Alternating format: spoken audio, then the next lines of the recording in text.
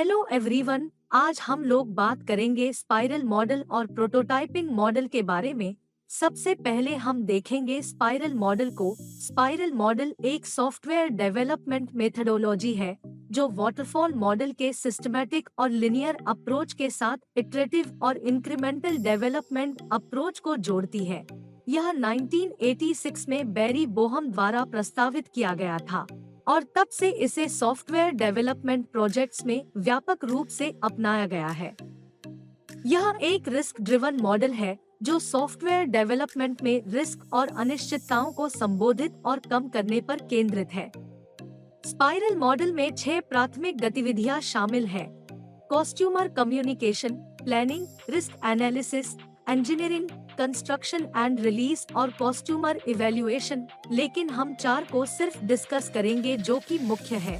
Planning. इस phase में project के लक्ष्यों, उद्देश्यों और बाधाओं की पहचान की जाती है।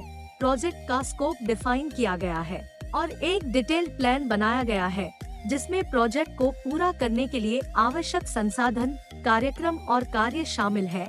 Risk analysis. Risk analysis phase में प्रोजेक्ट से जुड़े संभावित जोखिमों की पहचान करना, विश्लेषण करना और प्राथमिकता देना शामिल है। जोखिमों का मूल्यांकन उनके प्रभाव और संभावना के आधार पर किया जाता है और उन्हें संबोधित करने और कम करने के लिए रणनीतियां विकसित की जाती हैं। इंजीनियरिंग। इंजीनियरिंग फेज में सॉफ्टवेयर को इटरेशंस या फेजेस में विकसित करना शामिल है, जहां प्रत्येक फेजेस पिछले फेज पर आधारित होता है। सॉफ्टवेयर को प्रत्येक इटरेशन में डिजाइन, इम्प्लीमेंट, टेस्ट और इंटीग्रेट किया जाता है। इवैल्यूएशन।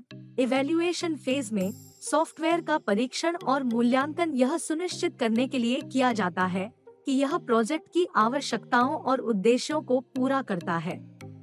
यूजर फीडबैक भी मांगी जाती है और विकास प्रक्रिया में शामिल की जाती है।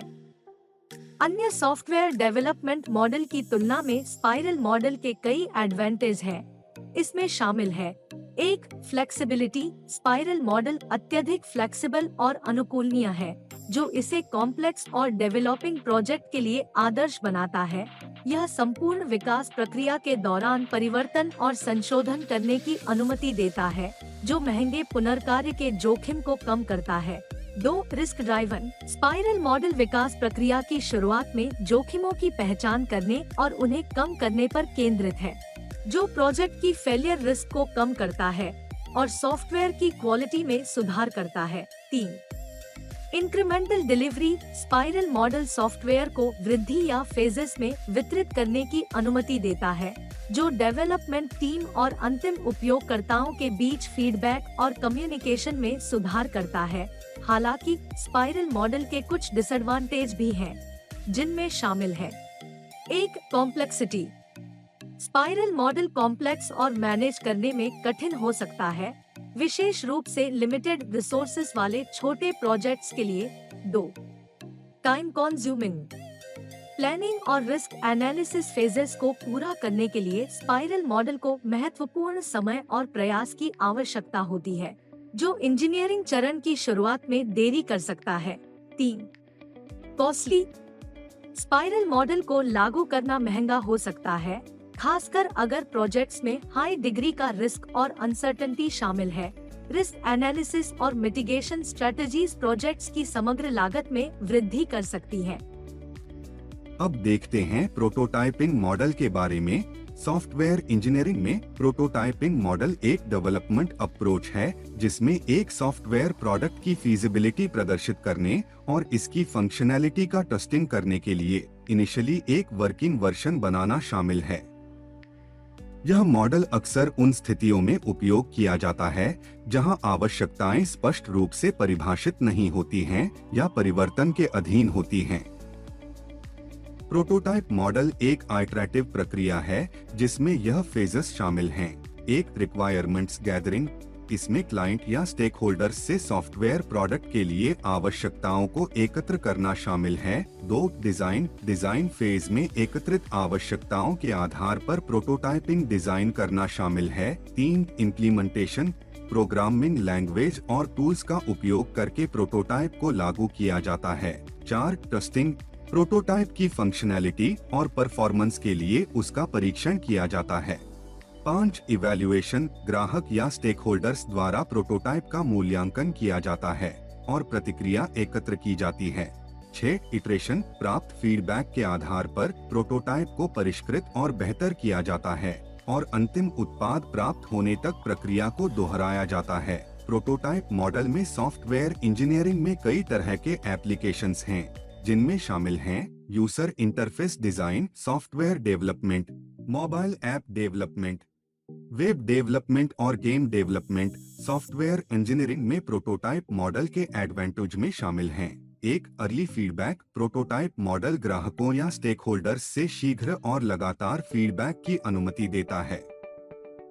यह डेवलपमेंट प्रोसेस के आरंभ में किसी भी मुद्दे की पहचान करने में मदद करता है, जिससे समय और संसाधनों की बचत हो सकती है।